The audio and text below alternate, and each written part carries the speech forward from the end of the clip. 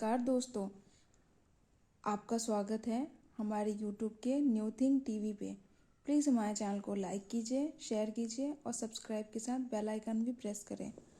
आज मैं आपके लिए लेके आई हूँ एक और नई कहानी जो कश्मीर की है। दोस्तों, आपको कभी नहीं बोलना पड़ेगा सॉरी अगर आपने सुनी कोई स्टोरी। तो चलिए आज की कहानी शुरू करते हैं। कहानी का नाम है दार्शनिक पत्थर। यह एक राज्य की बहुत पुरानी बात है कि एक बार एक राजा फाक परगना में शिकार करने गया था।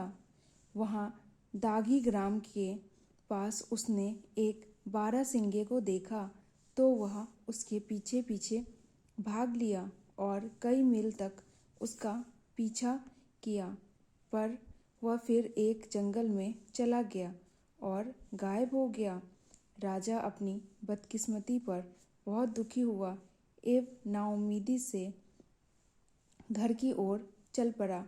जब वह अपने खेमे की ओर लौट रहा था तो उसने सड़क के किनारे लगी हैज के पीछे से किसी के रोने की आवाज़ सुनी। उसने उसके अंदर झांका कि वहाँ कौन था तो उसने देखा कि वहाँ 17 साल की एक बहुत ही सुंदर लड़की थी। उसको देखकर वह उसे देखता ही रह गया। उसने उससे बड़ी विनम्रता से पूछा, तुम कौन हो और यहाँ क्या कर रही हो? वह लड़की बोली, जनाब, मैं चीन के एक राजा की बेटी हूँ। मेरे पिता एक लड़ाई में बंदी बना लिए गए हैं और मैं अपने पिता के दुश्मनों की बंदी बनाए जाने के डर से वहाँ से भाग निकली हूँ। मैं पहले एक जगह गई थी जहाँ मैं डूब जाना चाहती थी, पर गांव वालों को मेरे इरादों का पता चल गया था। उन्होंने आकर मुझे बचा लिया। उसके बाद मैं वहाँ से चली आई। आपने मेरी कहानी तो सुन ली, अब आप अपनी बताएं। इस पे राजा बोला, ओ सुंदरी, मैं इस देश का राजा हूँ और शिकार करने निकला हूँ। यह मेरी खुदकिस्मती है कि मैंने तुम्हें देख लिया, वरना तुम यहाँ पता नहीं कब तक अकेली पड़ी रहती। यह सुन वह लड़की रो पड़ी। राजा ने फिर पूछा, सुंदरी, तुम क्यों रोती हो? लड़की बोली, मैं अपने माता पिता और देश के लिए रोती हूँ।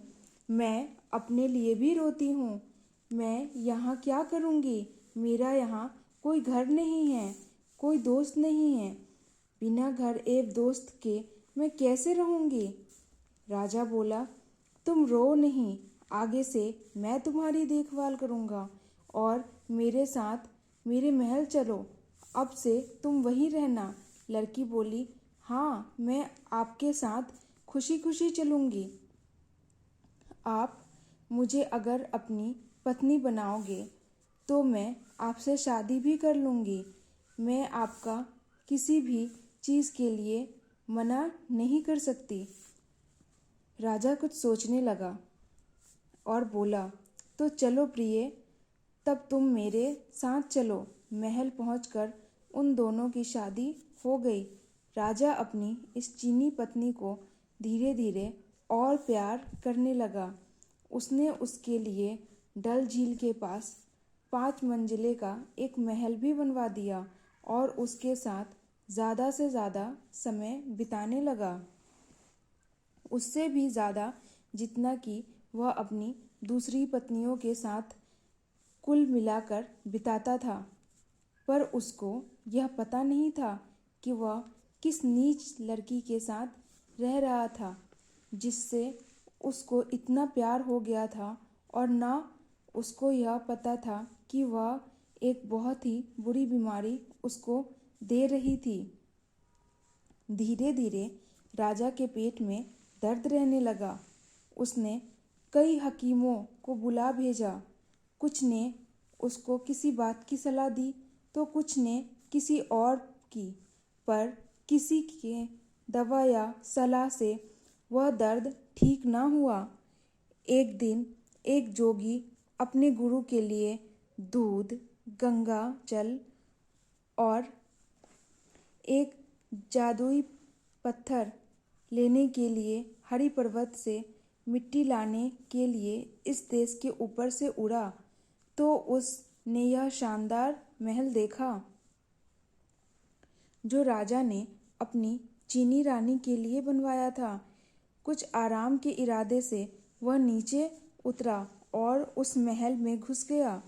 उसने वह पवित्र पानी एक कमरे में के एक कोने में रख दिया और वह पवित्र मिट्टी को दूसरे कोने में रखा एवं एक कीमती मरहम तकिए के नीचे रखा और राजा के बिस्तर पर लेट गया। इसी बीच राजा आ गया। वह अपने बिस्तर पर एक जोगी को आराम करते देख बड़े अचरज में पड़ गया। फिर क्या था? फिर उसकी निगाह मरहम की उस छोटी सी डिबिया पर गई जो उसके तकिए के नीचे रखी थी। पवित्र जल एक कोने में एक दूसरे कोने में पवित्र मिट्टी रखा देख राजा को बड़ा आश्चर्य हुआ। उसके मन में यह इच्छा जाग उठी कि जरा देखो कि यह जोगी उठकर क्या करता है। सो वह इतना सोच वहीं पर बैठ गया एवं उसके उठने का इंतजार करने लगा। उसको जोगी के उठने का बहुत देर तक इंतजार नहीं करना पड़ा। जब जोगी उठा तो वह यह देखकर बहुत चक्का रह गया कि ना तो वह पवित्र पानी था ना ही मिट्टी था और कीमती मरहम की डिबिया वह भी ना थी। असल में राजा ने ये सब ले लिया था। जोगी को जगा देख राजा बोला, ओ जोगी, तुम डरो नहीं, मैं वो सब चीज़ें संभाल कर रख दी है। अब तुम मुझे यह बताओ कि तुम यहाँ कैसे और क्यों आए, फिर मैं तुम्हें तुम्हारी चीज़ें दे दूँगा। जोगी ने उसे सब कुछ बता दिया और राजा ने उसको उसकी चीज़ें वापस लौटा दी। उसने राजा को सिर झुकाकर प्रणाम किया एवं महल छोड़ दिया। फिर जोगी अपने गुरु के पास पहुंचा तो गुरु ने देर से आने का कारण पूछा तो उसने उनको अपने देर से आने की सारी कहानी बतला दी। जोगी ने यह भी बताया कि वह राजा के बिस्तर पे सोया था, फिर भी राजा ने अच्छे से बातचीत की। गुरु ने जब यह सब सुना तो वे बोले, अच्छा आदमी था वो, मैं उसका आभारी हूँ कि उसने तुम्हें वे सब कीमती पवित्र चीज़ें वापस दे दिया। चलो, मैं भी उनसे मिलना चाहता हूँ, उनके पास चलो। उस मरहम की सहायता से वे दोनों उस देश के ऊपर उड़े और राजा के पास पहुँचे। जोगी ने राजा से कहा कि उसके गुरु उससे मिलना चाहते हैं, उसके लिए और उसे धन्यवाद देने के लिए आए हैं। वह आपके बहुत आभारी हैं कि आपने मुझे उनकी चीज़ें वापस दे दी। तब गुरु ने कहा, हाँ, मैं आपको धन्यवाद देने के लिए आया हूँ। आप अपनी खुशी से कोई चीज़ मुझसे मांग ले, मैं आपको वह दे दूँगा। तब राजा ने सोचा और फिर बोला। राजा उसके सामने झुकते हुए बोला, ओ ऋषि, मुझे एक रोग लग गया है। मेरा पेट बहुत दर्द करता है। सारे हकीमों की कोई भी दवा मुझे ठीक नहीं कर सकी। अगर आप मेरे दर्द को ठीक कर दे तो मैं आपका बहुत आभारी रहूँगा। ऋषि ने राजा को देखते हुए कहा, ठीक है, आप मुझे अपना पेट दिखाएं। कुछ देख कर ऋषि ने राजा से पूछा, क्या आपने अभी अभी कोई नई शादी की है? हाँ, कहकर राजा ने उनकी अपनी चीनी पत्नी की मिलने के हालत और फिर उससे शादी की बात पूरी बता दी। ऋषि बोले, मुझे इसी का शक था। अगर आप बिना दवा के 40 दिन और रहते तो आप मर जाते, पर अब आप सुरक्षित हैं। मैं आपको ठीक कर सकता हूँ। जो मैं कहता हूँ आप वही करें तो आपको डरने की कोई ज़रूरत नहीं होगी।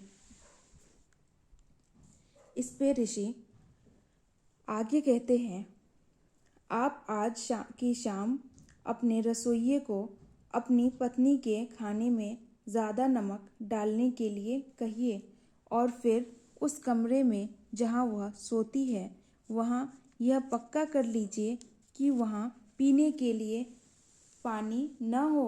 आप खुद भी सारी रात जागते रहिए और सुबह होने पर मुझे बताइए कि क्या क्या हुआ।